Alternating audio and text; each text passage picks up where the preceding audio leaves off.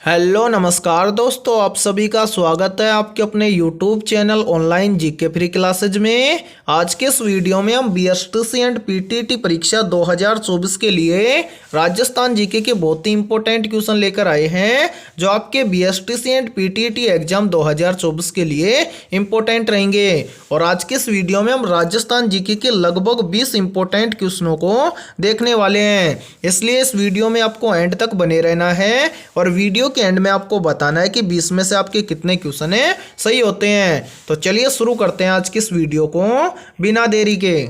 आज के इस वीडियो का पहला प्रश्न है आप सभी के सामने, जुते हुए खेत के साक्ष्य किस सभ्यता से संबंधित है। मोस्ट इंपोर्टेंट क्वेश्चन है ये।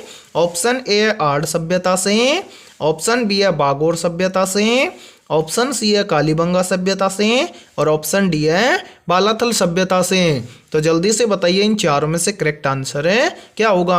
पूछा गया है आपसे कि जुते हुए खेत के साक्ष्य किस सभ्यता से संबंधित हैं, तो करेक्ट आंसर हो जाएगा सभी का ऑप्शन है सी, यानी कि जो जुते हुए खेत के साक्ष्य हैं वो कालीबंगा सभ्यता से संबंधित हैं। तो करेक्ट आंसर हो जाएगा सभी अभ्यर्थियों का ऑप्शन है सी। और याद रखना जो ये कालीबंगा सभ्यता है ये हनुमानगढ़ जिले के अंदर स्थित है, ठीक है। तो चलिए अगला प्रश्न देखते हैं।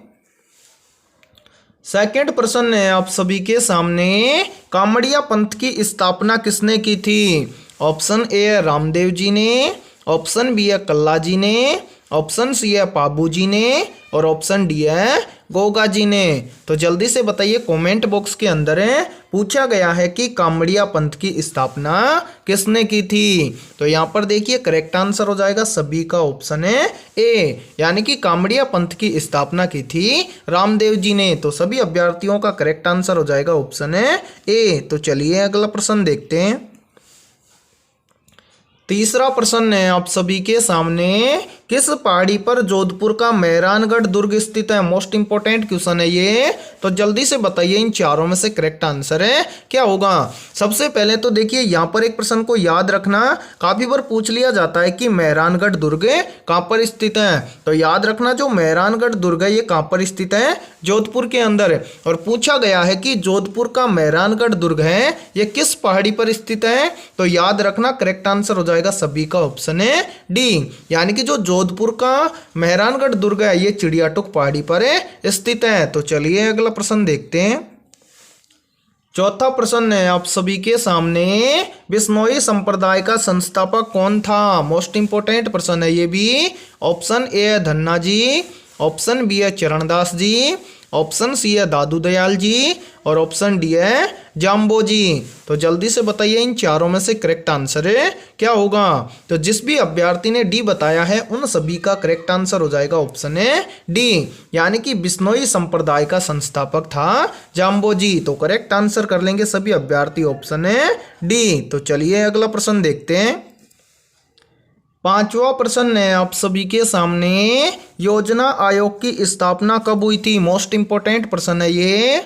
ऑप्शन ए है 1950 में, ऑप्शन बी है 1948 में, ऑप्शन सी है 1951 में, और ऑप्शन डी है 1947 में। तो जल्दी से बताइए इन चारों में से करेक्ट आंसर है क्या होगा। पूछा गया है कि योजना आयोग की स्थापना कब हुई थी। तो करेक्ट आंसर हो जाएगा सभी का ऑप्शन है ए, यानी कि योजना आयोग की स्थापना हुई थी 1950 में। तो करेक्ट आंसर हो जाएगा सभी अभ्यर्थियों का ऑप्शन है ए। तो चलिए अगला प्रश्न देखते हैं। छठा प्रश्न है आप सभी के सामने, चंपाकली आभूषण शरीर के किस अंग पर पहना जाता है। या फिर देखो इसी प्रश्न को ऐसे भी पूछ लिया जाता है कि चंपाकली नामक आभूषण शरीर के किस अंग में पहना जाता है। ऑप्शन ए है सिर में, ऑप्शन बी है कान में, ऑप्शन सी है नाक में, और ऑप्शन डी है गर्दन में। तो जल्दी से बताइए इन चारों में से करेक्ट आंसर है क्या होगा। तो जिस भी अभ्यर्थी ने डी बताया है उन सभी का करेक्ट आंसर हो जाएगा ऑप्शन है डी, यानी कि जो चंपाकली नामक आभूषण होता है ये गर्दन में पहने जाने वाला आभूषण होता है। तो करेक्ट आंसर हो जाएगा सभी का ऑप्शन है डी। और देखो याद रखना चंपाकली आभूषण के अलावा एक आभूषण होता है कंठी आभूषण। ये कंठी आभूषण भी गर्दन के अंदर ही पहना जाता है, तो इसको भी आप याद रखना। और यदि ये वीडियो आपको पसंद आ रही है तो फटाफट से इस वीडियो को लाइक कर दो, और चैनल पर यदि आप पहली बार जुड़े हो तो चैनल को कर लो सब्सक्राइब और बेल आइकन को प्रेस करना, ताकि आने वाली नई वीडियो का नोटिफिकेशन भी सबसे पहले आपको देखने को मिले। और आपके जितने भी दोस्त BSTC एग्जाम 2024 की तैयारी करते हैं तो उनके पास भी इस वीडियो को ज़्यादा से ज़्यादा शेयर करें। तो चलिए अगला प्रश्न देखते हैं। 7वां प्रश्न है आप सभी के सामने, सरिस्का बाग परियोजना राज्य के किस जिले में स्थित है? मोस्ट इंपोर्टेंट प्रश्न है ये भी, तो जल्दी से बताइए इन चारों में से करेक्ट आंसर है क्या होगा। ऑप्शन ए है भरतपुर जिले में, ऑप्शन बी है कोटा जिले में, ऑप्शन सी है सवाई माधोपुर जिले में, और ऑप्शन डी है अलवर जिले में। तो इन चारों में से करेक्ट आंसर हो जाएगा सभी का ऑप्शन है डी, यानी कि जो सरिस्का बाग परियोजना है वो राजस्थान राज्य के अलवर जिले में स्थित है। तो करेक्ट आंसर हो जाएगा सभी अभ्यर्थियों का ऑप्शन है डी। तो चलिए अगला प्रश्न देखते हैं। 8वां प्रश्न है आप सभी के सामने, भर्तरी मेला राजस्थान के किस जिले में आयोजित किया जाता है? मोस्ट इंपोर्टेंट प्रश्न है ये, और ऐसे प्रश्न एग्जाम के अंदर बार बार पूछे जाते हैं। तो जल्दी से बताइए इन चारों में से करेक्ट आंसर है क्या होगा। तो जिस भी अभ्यर्थी ने ऑप्शन ए बताया है 8वें में, उन सभी का करेक्ट आंसर हो जाएगा ऑप्शन है ए, यानी कि जो भर्तरी का मेला है वो राजस्थान के अलवर जिले में आयोजित किया जाता है। तो चलिए अगला प्रश्न देखते हैं। 9वां प्रश्न है आप सभी के सामने, रावण हत्या को निम्न में से किससे बनाया जाता है? मोस्ट इंपोर्टेंट प्रश्न है ये, या फिर देखो इस प्रश्न को ऐसे भी पूछ लिया जाता है कि जो रावण हत्या होता है वो किसका बना होता है? तो इन चारों में से देखिए करेक्ट आंसर हो जाएगा सभी का ऑप्शन है बी, यानी कि जो रावण हत्या होता है वो नारियल का बना होता है। तो करेक्ट आंसर कर लेंगे सभी अभ्यर्थी ऑप्शन है बी। तो चलिए अगला प्रश्न देखते हैं। 10वां प्रश्न है आप सभी के सामने, राजस्थान भू क्षेत्र में अरावली पर्वतमाला की लंबाई लगभग कितनी है? मोस्ट इंपोर्टेंट प्रश्न है ये, चाहे तो आप इस प्रश्न का स्क्रीनशॉट भी ले सकते हैं, क्योंकि ऐसे प्रश्न तो बार बार पूछे जाते हैं एग्जाम में। तो जल्दी से बताइए इन चारों में से करेक्ट आंसर है क्या होगा। तो यहाँ पर देखिए आपसे पूछा गया है कि राजस्थान भूभाग में अरावली पर्वतमाला की लंबाई लगभग कितनी है? तो करेक्ट आंसर हो जाएगा सभी का ऑप्शन है डी, यानी कि राजस्थान के भू क्षेत्र में अरावली पर्वतमाला की लंबाई है लगभग 550 किलोमीटर। तो करेक्ट आंसर हो जाएगा सभी का ऑप्शन है डी। तो चलिए अगला प्रश्न देखते हैं।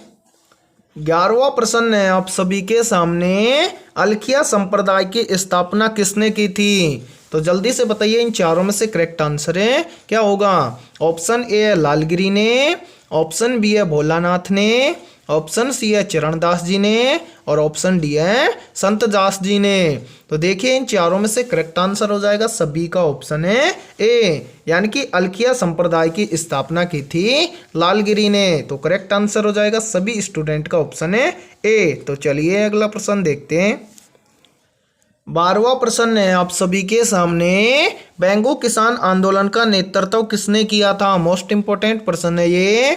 ऑप्शन ए है जमनालाल बजाज ने, ऑप्शन बी है नैनूराम ने, ऑप्शन सी है रामनारायण चौधरी ने, और ऑप्शन डी है अर्जुनलाल सेठी ने। तो जल्दी से बताइए करेक्ट आंसर है क्या होगा। आपसे पूछा गया है कि बैंगो किसान आंदोलन का नेतृत्व किसने किया था? तो करेक्ट आंसर हो जाएगा सभी का ऑप्शन है सी, यानी कि बैंगो किसान आंदोलन का नेतृत्व किया था रामनारायण चौधरी ने। तो चलिए अगला प्रश्न देखते हैं। 13वां प्रश्न है आप सभी के सामने, राजस्थान के किस जिले से अधिकतम सीमाएं स्पर्श करती हैं? मोस्ट इंपोर्टेंट प्रश्न है ये। ऑप्शन ए है नागौर जिले से, ऑप्शन बी है भीलवाड़ा जिले से, ऑप्शन सी है पाली जिले से, और ऑप्शन डी है अजमेर जिले से। तो यहाँ पर देखिए इन चारों में से करेक्ट आंसर हो जाएगा सभी का ऑप्शन है सी, यानी कि जो राजस्थान का पाली जिला है इससे अधिकतम सीमाएं स्पर्श करती हैं। तो करेक्ट आंसर हो जाएगा सभी का ऑप्शन है सी। और याद रखना जो ये राजस्थान का पाली जिला है इससे 8 जिलों की सीमाएं क्या करती हैं? स्पर्श करती हैं। तो चलिए अगला प्रश्न देखते हैं। 14वां प्रश्न है आप सभी के सामने, राजस्थान में 1857 में प्रथम विद्रोह कहाँ हुआ था। तो यहाँ पर देखिए 14वें के अंदर करेक्ट आंसर हो जाएगा सभी का ऑप्शन है बी, यानी कि राजस्थान में 1857 में जो प्रथम विद्रोह हुआ था वो हुआ था नसीराबाद में। तो करेक्ट आंसर हो जाएगा 14वें में सभी का ऑप्शन है बी। तो चलिए अगला प्रश्न देखते हैं। 15वां प्रश्न है आप सभी के सामने, किस नगर को झीलों की नगरी कहा जाता है। ऑप्शन ए है अलवर को, ऑप्शन बी है उदयपुर को, ऑप्शन सी है जयपुर को और ऑप्शन डी है बांसवाड़ा को। तो इन चारों में से देखिए करेक्ट आंसर हो जाएगा सभी का ऑप्शन है बी, यानी कि जो उदयपुर नगर है इसको झीलों की नगरी के नाम से जाना जाता है। तो करेक्ट आंसर हो जाएगा सभी का ऑप्शन है बी। तो चलिए अगला प्रश्न देखते हैं। 16वां प्रश्न है आप सभी के सामने, आना सागर झील कहाँ पर स्थित है। मोस्ट इंपोर्टेंट प्रश्न है ये, और ये बीएसटीसी एग्जाम 2023 के अंदर पूछा गया प्रश्न है। पूछा गया था कि आना सागर झील कहाँ पर स्थित है। तो इन चारों में से जल्दी से बताइए करेक्ट आंसर है क्या होगा। तो यहाँ पर देखिए इन चारों में से करेक्ट आंसर हो जाएगा सभी का ऑप्शन है सी, यानी कि जो आना सागर झील है वो अजमेर के अंदर स्थित है। तो करेक्ट आंसर हो जाएगा सभी का ऑप्शन है सी। और यहाँ पर देखो काफी बार एग्जाम के अंदर एक प्रश्न यहाँ से भी पूछा जाता है कि राजस्थान का हृदय किसे कहा जाता है। तो याद रखना राजस्थान का हृदय कहा जाता है अजमेर को, और इस प्रश्न का आंसर हो जाएगा सभी का ऑप्शन है करेक्ट सी। तो चलिए अगला प्रश्न देखते हैं। 17वां प्रश्न है आप सभी के सामने, गिरवा पहाड़ियाँ किस जिले में स्थित हैं। ऑप्शन ए है डूंगरपुर में, ऑप्शन बी है सिरोही में, ऑप्शन सी है उदयपुर में और ऑप्शन डी है भीलवाड़ा में। तो इन चारों में से आपको करेक्ट आंसर बताना है। कमेंट बॉक्स के अंदर पूछा गया है कि गिरवा पहाड़ियाँ किस जिले में स्थित हैं। तो करेक्ट आंसर हो जाएगा सभी का ऑप्शन है सी, यानी कि जो गिरवा पहाड़ियाँ हैं वो उदयपुर जिले के अंदर स्थित हैं। तो चलिए अगला प्रश्न देखते हैं। 18वां प्रश्न है आप सभी के सामने, तारानुमा बालू का स्तूप कहाँ पाए जाते हैं। मोस्ट इंपोर्टेंट प्रश्न है ये। ऑप्शन ए है ओसिया में, ऑप्शन बी है लूणकरणसर में, ऑप्शन सी है पोखरण में और ऑप्शन डी है सूरतगढ़ में। तो जल्दी से बताइए इन चारों में से करेक्ट आंसर है क्या होगा। तो जिस भी अभ्यर्थी ने ऑप्शन सी बताया है उन सभी का करेक्ट आंसर हो जाएगा ऑप्शन है सी, यानी कि तारानुमा बालू का स्तूप होते हैं ये पाए जाते हैं पोखरण के अंदर। तो करेक्ट आंसर कर लेंगे सभी अभ्यर्थी ऑप्शन है सी। तो चलिए अगला प्रश्न देखते हैं। 19वां प्रश्न है आप सभी के सामने, राष्ट्रपाल सत्याग्रह से कौन संबंधित थी। तो जल्दी से बताइए इन चारों में से करेक्ट आंसर है क्या होगा। मोस्ट इंपोर्टेंट प्रश्न है ये, और आपसे पूछा गया है कि राष्ट्रपाल सत्याग्रह से संबंधित कौन थी। तो करेक्ट आंसर हो जाएगा सभी का ऑप्शन है सी, यानी कि जो कालीबाई है ये राष्ट्रपाल सत्याग्रह से संबंधित हैं। तो करेक्ट आंसर हो जाएगा 19वें के अंदर सभी का ऑप्शन है सी। तो चलिए अगला प्रश्न देखते हैं। 20वां प्रश्न है आप सभी के सामने, राजस्थान का 27वां जिला कौन सा बनाया गया था। मोस्ट इंपोर्टेंट प्रश्न है ये। ऑप्शन ए है धौलपुर जिला, ऑप्शन बी है राजसमंद जिला, ऑप्शन सी है हनुमानगढ़ जिला और ऑप्शन डी है टोंक जिला। तो इन चारों में से आप जल्दी से बताइए कमेंट बॉक्स के अंदर कि राजस्थान का 27वां जिला कौन सा बनाया गया था। तो करेक्ट आंसर हो जाएगा सभी का ऑप्शन है ए, यानी कि राजस्थान का 27वां जिला बनाया गया था धौलपुर। तो 20वें के अंदर करेक्ट आंसर हो जाएगा सभी का ऑप्शन है ए। तो आज की इस वीडियो में इतना ही। वीडियो पसंद आई है तो फटाफट से इस वीडियो को लाइक कर दो, और चैनल पर यदि आप पहली बार जुड़े हो तो चैनल को कर लो सब्सक्राइब और बेल आइकन को प्रेस करना, ताकि आने वाली नई वीडियो का नोटिफिकेशन भी सबसे पहले आपको देखने को मिले। और आज के इस वीडियो में हमने राजस्थान जीके के 20 इंपॉर्टेंट क्वेश्चन करवाए हैं। इन 20 इंपॉर्टेंट क्वेश्चनों में से आपके कितने क्वेश्चन सही हुए हैं सभी को कमेंट बॉक्स के अंदर बताना है। और जिस भी अभ्यर्थी के 20 में से 16+ % सही हुए हैं उनकी तैयारी बेहतर है। और आपके जितने भी दोस्त बीएसटीसी एग्जाम 2024 की तैयारी करते हैं तो उनके पास भी इस वीडियो को ज़्यादा से ज़्यादा शेयर करें। तो फिर मिलते हैं ऐसे इंपॉर्टेंट क्वेश्चनों के साथ सुबह 8 बजे।